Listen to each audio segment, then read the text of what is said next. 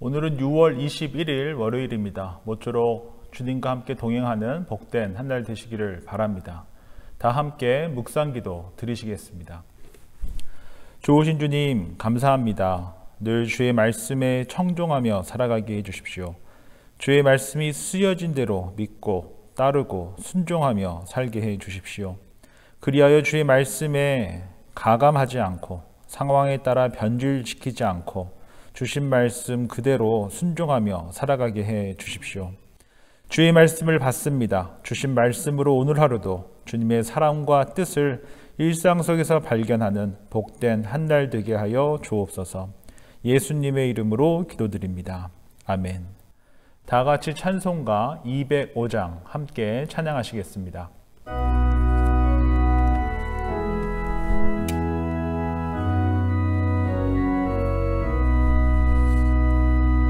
주 예수 크신 사랑 늘 말해주시오. 나 항상 듣던 말씀 또 들려주시오. 저 배지 않는 천국 주 예수 계신 곳 나 밝히 알아듣게 또 들려주시오. 나 항상 듣던 말씀 나 항상 듣던 말씀 주 예수 크신 사랑 또 들려주시오. 아침에 이슬 방울 쉬사라짐같이 내 기억 부족하여 늘 잊기 쉬우니 잘 알아듣기 쉽게 늘 말해주시오. 날 구속하신 사랑 또 들려주시오. 나 항상 듣던 말씀 나 항상 듣던 말씀 주 예수 크신 사랑 또 들려주시오. 주 예수 나를 위해 이 세상 오셔서 날 구속하신 은혜 말하여 주시오. 나 같은 사람이 주 보혈을 흘렸네. 이 복스러운 말씀 또 들려주시오. 나 항상 듣던 말씀 나 항상 듣던 말씀 주 예수 크신 사랑 또 들려주시오. 이 세상 헛된 영화 날 미혹할 때에 주 예수 크신 사랑 늘 들려주시오.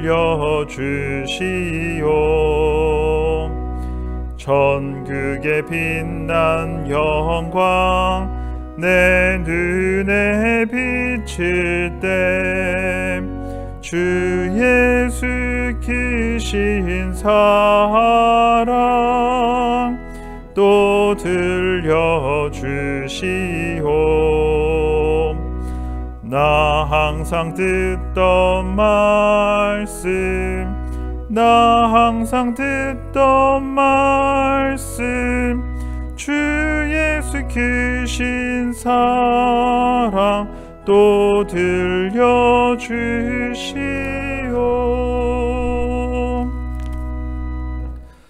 오늘 우리에게 주시는 하나님의 말씀은 사사기 19장 1절부터 5절까지의 말씀입니다. 제가 봉독하겠습니다. 이스라엘의 왕이 없을 그때에 에브라임 산지 구석에 거류하는 어떤 레위 사람이 유다 베들레헴에서 첩을 맞이하였더니 그 첩이 행음하고 남편을 떠나 유다 베들레헴 그의 아버지 집에 돌아가서 거기서 넉 달 동안을 지내매 그의 남편이 그 여자에게 다정하게 말하고 그를 데려오고자 하여 하인 한 사람과 나귀 2마리를 데리고 그에게로 가매 여자가 그를 인도하여 아버지 집에 들어가니 그 여자의 아버지가 그를 보고 기뻐하니라. 그의 장인 곧 그 여자의 아버지가 그를 머물게 하매 그가 3일 동안 그와 함께 머물며 먹고 마시며 거기서 유숙하다가 넷째 날 아침에 일찍이 일어나 떠나고자 하매 그 여자의 아버지가 그의 사위에게 이르되 떡을 조금 먹고 그대의 기력을 돋은 후에 그대의 길을 가라 하니라. 아멘. 성경에서 가장 끔찍한 사건이 무엇이냐라고 뽑으라고 한다면 아마 오늘 함께 살펴본 이 사사기 19장에 나오는 한 레위인의 첩이 윤관당하고 버려져 이후 그 첩의 시체를 조각내어 12덩이로 조각내어 각 지파에게 보낸 사건이 아닐까 싶습니다. 하나님 없이 자신의 소견대로 살아가고 있는 인간이 얼마나 난폭해질 수 있고 폭력적이 될 수 있는가를 알 수 있는 대목입니다. 오늘은 먼저 사사기 19장 1절부터 15절을 통해서 어떠한 배경 속에서 이러한 일들이 일어났는지 함께 살펴보고자 합니다. 먼저 우리가 알 수 있는 것은 하나님 없이 자기 소견대로 살아가는 자들은 성적으로 타락한다라는 것입니다. 1절 말씀 제가 한 번 더 읽습니다. 이스라엘의 왕이 없을 그때에 에브라임 산지 구석에 거류하는 어떤 레위 사람이 유다 베들레헴에서 첩을 맞이하였더니, 우리가 이 한 구절을 통해서만 봤을 때에도 하나님 없이 자기 소견대로 살아가는 자가 얼마나 성적으로 타락했는가를 볼 수 있습니다. 더욱 한심한 것은 이스라엘의 왕이 없을 때에 또 에브라임 산지에서 하나님을 예배하기 위해서 특별히 구별된 레위 지파 사람이 첩을 두고 있었다라는 것입니다. 둘째로 이 레위 지파 사람의 타락이 하나님을 예배하기 위해서 특별히 구별된 자가 타락했다라는 사실입니다. 지금 미가 집의 제사장이었던 한 레위 청년이 미가의 부적과 같이 타락하고 이후 단지파의 제사장이 되어 이스라엘을 우상 공장이 되게 하는데 중요한 역할을 했었습니다. 그런데 또 이 레위 지파 사람이 첩을 두고 살다가 이스라엘 역사 속에서 엄청난 또 너무나 끔찍한 사건의 그 불씨를 피우고 있다라는 그 사실만으로도 하나님 없이 자기 소견대로 살아가는 것이 얼마나 악의 뿌리로, 악의 도구로 쓰이는가를 볼 수 있다라는 것입니다. 제가 2절 말씀 한 번 더 읽습니다. 그 첩이 행음하고 남편을 떠나 유다 베들레헴 그의 아버지 집에 돌아가서 거기서 넉 달 동안을 지내매. 여기에 보면 행음하다라고 번역되어져 있는 그 히브리어는 두 가지 의미가 있습니다. 첫 번째는 행음했다라는 의미이고 또 다른 하나는 화가 나다라는 의미를 담고 있습니다. 그래서 새 번역 성경에 보면 화가 나다로 번역되어져 있습니다. 어떠한 이유였는지 정확하게 알 수는 없지만 이 레위 지파 사람의 첩이 화가 나서 또는 행음을 해서 자기 아버지의 집으로 돌아갔다라는 것입니다. 그 원인이 어쩌면 부적절한 성생활이었을 수도 있고 또는 레위 지파 사람이 첩을 화나게 했을 수도 있습니다. 그리고 이 레위인의 첩은 아버지 집으로 돌아가 버렸습니다. 그리고 4달이 지나 그의 남편인 레위인이 그 여인을 데려오기 위해 하인과 함께 나귀를 타고 여인의 집으로 가게 된 것입니다. 그리고 우리는 여기서 하나님 없이 자기 소견대로 살아가는 첩의 아버지의 행동을 또한 보게 됩니다. 행음을 해서였는지 또는 첩이라 무시를 당해서 화가 나서 집으로 돌아왔는지 알 수 없지만 레위 사람의 그 장인이 첩의 아버지가 계속 그를 잡는다라는 것입니다. 하루만 더 묵고 가라. 하루만 하면서 5째 날이 지나서야 첩을 데리고 집에 돌아가게 됩니다.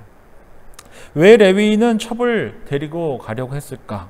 그리고 왜 첩의 아버지는 레위인에게 계속적으로 하루만 더 머물기를 바랬던 것일까? 라는 질문을 던지지 않을 수 없습니다. 먼저 레위인이 첩을 데려오려고 했던 것은 레위인의 첩이 화가 나서 집을 떠나게 된 것이 아닌가 싶습니다. 그리고 레위인이 그녀를 데리러 갈 수가 없기 때문에 분명 레위인이 그 첩을 화나게 했기 때문에 그 첩이 집으로 돌아간 것이 아닌가라고 추측하게 됩니다.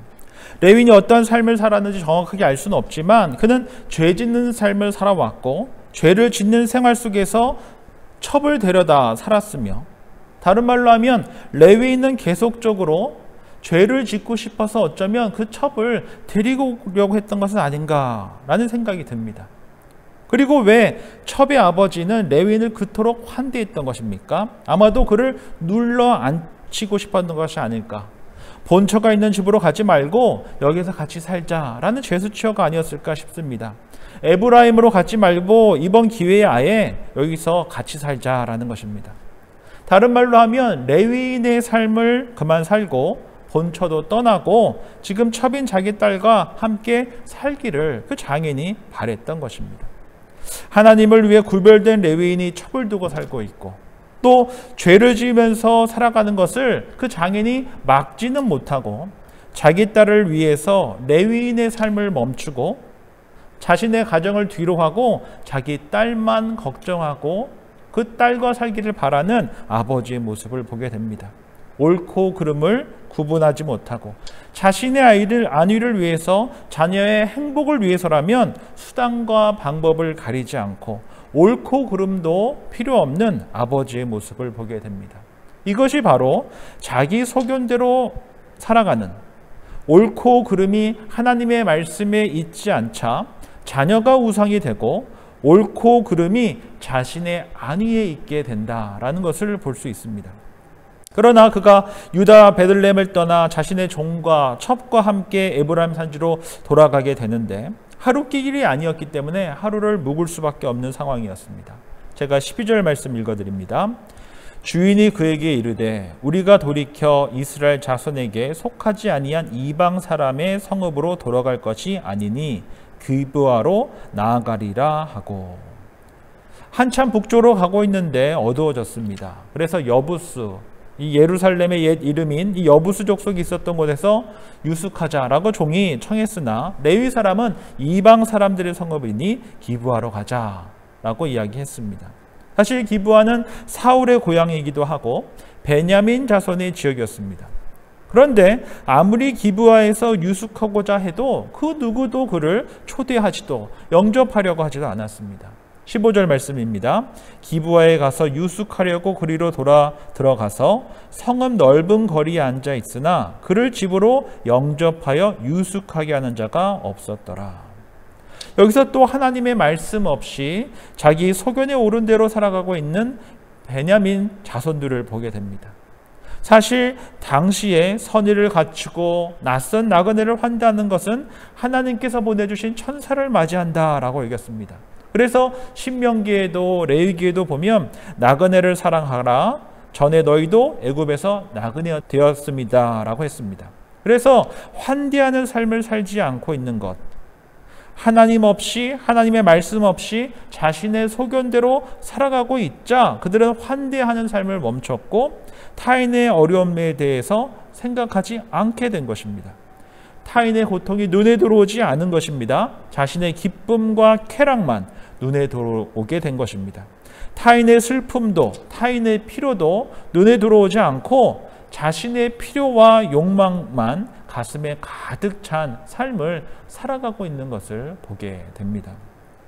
오늘 사사기 19장을 통하여서 이스라엘 역사 속에서 가장 끔찍한 내용에 담겨져 있는 그 사사기 19장의 배경을 보면서 하나님 없이 자기 소견에 옳은 대로 살아가고 있는 레위 사람, 그리고 첩의 아버지 베냐민 지파 사람들이 살아가는 기브아를 봤습니다.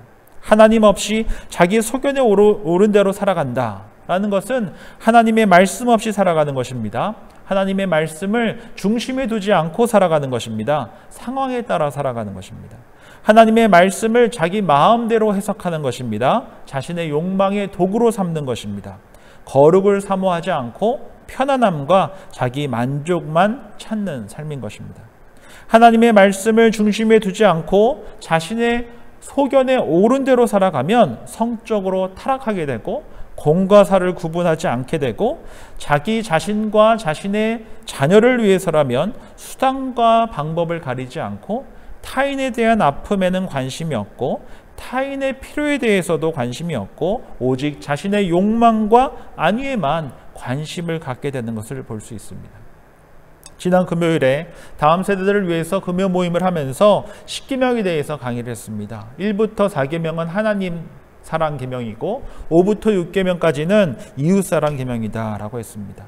그리고 이 10계명을 좀 더 자세하게 이해하기 위해서는 반대로 해석해 보면 좋다라고 설명을 했습니다. 1계명에 보면 너는 나 외에는 다른 신들을 내게 두지 말라를 거꾸로 반대로 해석해 보면 하나님만 내 앞에 두라라는 의미가 되고, 제6계명에 보면 살인하지 말라라는 의미는 생명을 소중히 존귀하게 여겨라라는 의미가 되고, 제7계명인 간음하지 말라를 보면 결혼한 부부 사이에서만 성관계를 해야 축복이 된다라는 의미가 될 것입니다.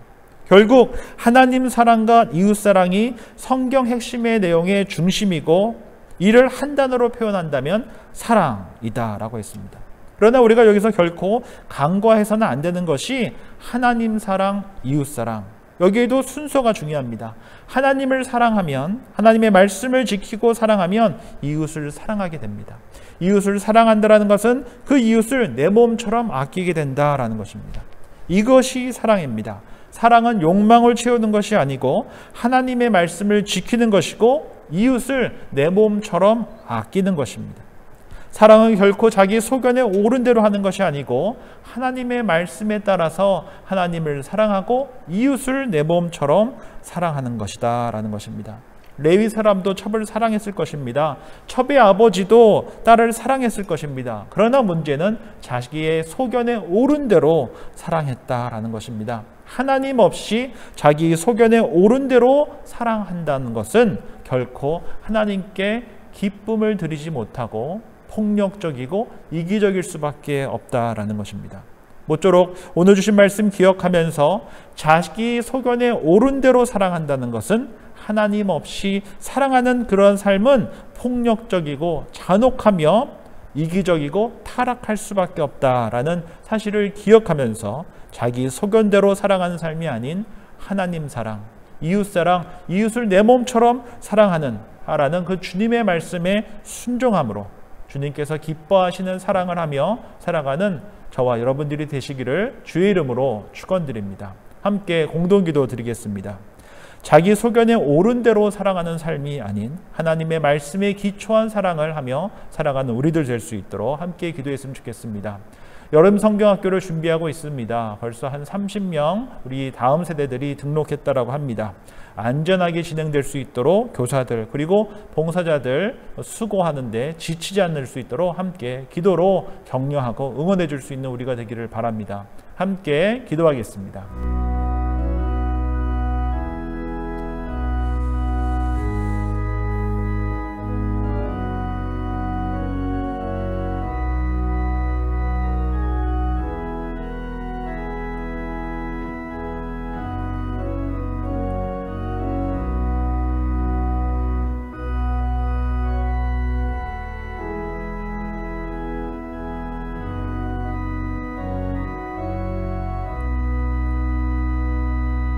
좋으신 주님, 오늘 주신 말씀 기억하면서 자기의 소견에 옳은 대로 살아가는 것이 얼마나 폭력적이고 이기적인지 깨닫게 해 주십시오.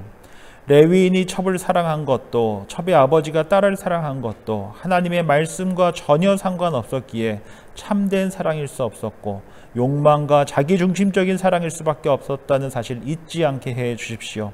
그리하여 주께서 주신 말씀대로 하나님 사랑, 이웃 사랑을 하며 오래 참고 온유하며 시기하지 않고 자랑하지 않고 교만하지 않고 무례히 향치 않고 자기 유익을 굳지 않고 성내지 않고 악한 것을 생각지 않고 불의를 기뻐하지 않고 진리와 함께 기뻐하고 모든 것을 참고 믿고 바라고 견디는 주님의 사랑을 삶 속에서 실천하며 살아가게 해 주십시오.